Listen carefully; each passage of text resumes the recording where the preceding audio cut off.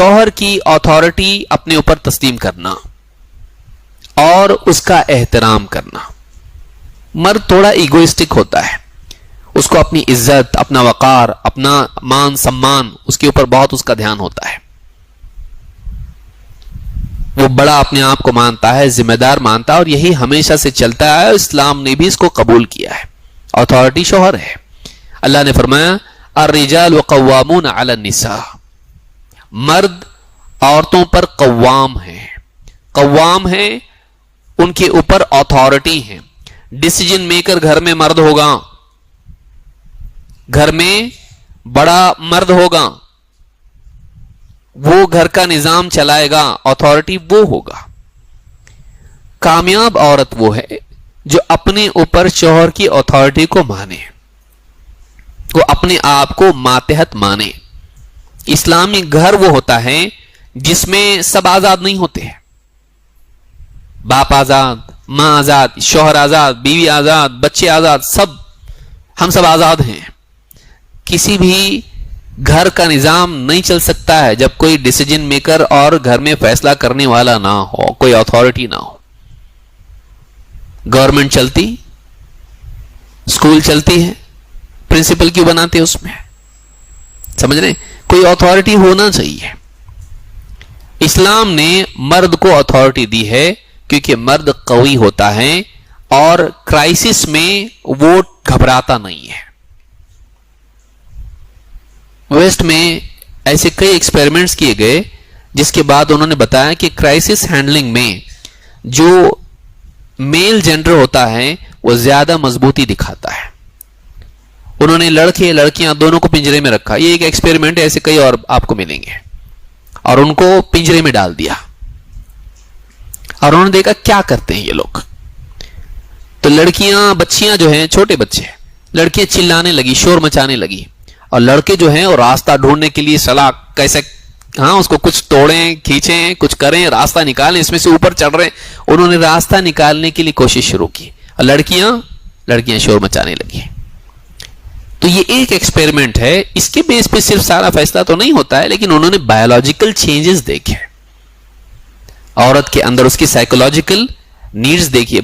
Border line ڈس order جو بہت serious ڈس order ہوتا ہے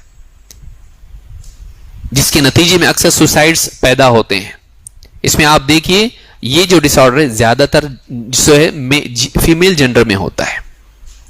عورت نازک ہوتی ہے, ایموشنل ہوتی ہے. کرائسس ہینڈل کرنے کے لیے اور خاص کر کے باہر کی زندگی میں جنگل میں سے جا کے شکار لانے کے لیے مرد چاہیے. اللہ نے بنایا دونوں کو بایولوجیکلی الگ ہے. یہ اور بات ہے کہ آج کے دور میں ہم لوگ کیسے دور میں آ گئے, مجھے لگتا ہے میں لڑکی ہوں, وہ آدمی اچھا خاصا, مجھے اندر لگتا ہے میں لڑکی ہوں, وہ بول رہی مجھے لگتا ہے میں لڑکا ہوں, اور وہاں اس کو قبول کر رہے ہیں. اگر تم کو لگتا ہے تم لڑکی ہو, لڑکی ہو. اگر تم کو لگتا ہے تم لڑکے ہو, لڑکے ہو. تو LGBTQ پہ رکے نہیں, بولے کیوں رکیں گے ہم, LGBTQ پلس, کیونکہ اب کتنا بولنا اس میں, کل کو اور کوئی بھی آئے گا, کوئی آئے گا. وہاں ایک بچے نے کہا ماں سے مجھے ایسا لگتا ہے کہ میں جانور ہوں, بلی ہوں, میں کیٹ ہوں. اس کی ماں جب وہ بیمار پڑا اس کو جانور کے دواخانے میں لے گئی. اتنے بے وقوف لوگ ہیں وہ لوگ, پڑھے لکھے. ڈاکٹر نے کہا میں نہیں کر سکتا, یہ انسان ہے, یہ میں جانوروں کا ڈاکٹر ہوں. اس نے اس ڈاکٹر کے خلاف کیس کیا. سوچیے کہاں جا رہی انسانیت, کیونکہ آپ صرف جینڈر میں تھوڑی نہ کریں گے یہ مرد عورت بس اتنا ہی نہیں. پھر مجھے لگتا ہے میں خرگوش ہوں, تو کیا آپ اس کو خرگوش کی کیٹیگری میں رکھیں گے؟ بولا ایسے بچوں نے, اسکول کے بچے نے کہا مجھے لگتا ہے میں وولف ہوں, ہاں میں بھیڑیا ہوں. تو ٹیچر نے کہا تم کو لگتا ہے تم بھیڑیا ہو تو تم بھیڑیا ہو. وہ بھیڑی کی سے چلانے لگا کلاس میں. سوچئے دنیا کہاں جائے گی. کل کو کوئی کہے گا میں کمپیوٹر ہوں, کیا کریں گے آپ اس کو؟ تو یہ سب جہالت ہے, یہ آزادی کا غلط استعمال ہے. آزادی کی ایک حد ہوتی ہے، کچھ بھی آپ کریں گے اور بولیں گے صحیح ہے، نہیں چلتا ایسا. تو اللہ نے مرد بنایا، عورت بنائی، اور عورت کو مرد کے تابع کیا. الرجال قوامون علی النساء، مرد عورتوں پر قوام ہیں، کیونکہ مرد کو اللہ نے قوت دی، اس کو معاشی طاقت اس کے پاس رکھی، اور سیکیورٹی سیفٹی فیملی کی اس کے ذمہ رکھی. آج بھی دیکھیے آپ آج بھی یہی ہے کہ آپ دیکھیے کہیں جھگڑا ہو تو عورتیں آگے جاتی اور مرد پیچھے رہتے. نہیں، عورتوں کو معلوم رہتا قانون ہمارے ساتھ ہے، کر کے آگے جاتے ہو. قانون ہٹ جائے، پولیس بولے ہم کچھ نہیں کر سکتے، اب تم نپٹو، تو کیا کریں گی عورتیں؟ نہیں، پھر پیچھے آئیں گی، مار کھا کے پیچھے آئیں گی. یہ تو حکومت کی ان کو معلوم ہے کچھ ہم کو ہو گیا تو یہ تو گئے، اس وجہ سے وہ آگے رہتی ہیں. اگر ان کو معلوم ہو جائے کہ ہم کو کوئی بچانے والا نہیں ہے تو آگے جائیں گی وہ نہیں. قانونی حفاظت کی وجہ سے عورت آگے ہے آج، ورنہ اگر واقعی اس کو سروائیول آف دا فٹسٹ والا معاملہ کر دیا جائے تو عورت نہیں جا سکتی آگے، اس میں کمزوری ہے. تو اللہ نے ماتحتی دی ہے اس کو مردوں کی. تو عورت کو چاہیے کہ وہ اس کو قبول کرے، عورت شوہر کا احترام کرے. اس معاملے میں مرد بہت زیادہ ایگوئسٹک ہوتا ہے، وہ انسلٹ برداشت نہیں کر سکتا ہے.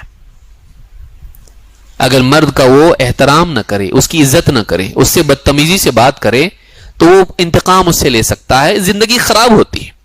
آپ آرگیومنٹ میں جیت گئی لیکن زندگی میں ہار گئی، ریلیشن شپ خراب ہو گئی. اس کو یاد رکھنا چاہیے کہ اس کو اس کا احترام مینٹین کرنا چاہیے.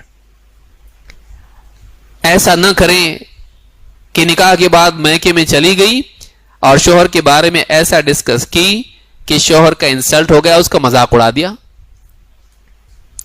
اب وہاں سے کسی نے، اس کے بھائی نے یا کسی اور نے وہ بات شوہر سے کہہ دی، آپ تو بہت بڑے بنتے ہو، آپ کی بیوی آپ کے بارے میں ایسا بولتی ہے. آپ کو کیسے معلوم پڑا؟ میری بیوی کی بہن کی سہیلی نے اس کو بتایا.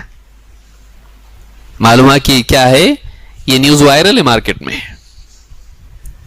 اس کو غصہ آتا ہے کہ میری بیوی یعنی میرے بارے میں مذاق اڑاتی ہے کہ میری ہائٹ کم ہے، یا میرا رنگ ایسا ہے، یا میرے کان بڑے ہیں، یا میرا ایسا دانت میرے ایسے، یا میری آنکھیں چھوٹی ہیں، اور وہ جا کے میرا مذاق اڑاتی ہے.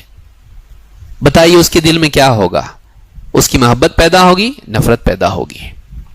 بیوی کے لیے کیا ہوگا؟ اس کے بھی تو دل میں یہی بات آئے گی کہ اگر شوہر اس کی بہن کے سامنے بیوی کے بارے میں اس کے عیوب بیان کرے، اس کی بے عزتی کرے اور وہ بتائے وہ تو تم تو بہت اس کو احترام کرتی ہو لیکن وہ تمہارے بارے میں ایسا بولتا ہے، ہمارے سامنے تم اپنی اکڑ مت دکھاؤ، وہ خود تم کو کچھ نہیں سمجھتا ہے، اس کے دل پہ کیا بیتے گی؟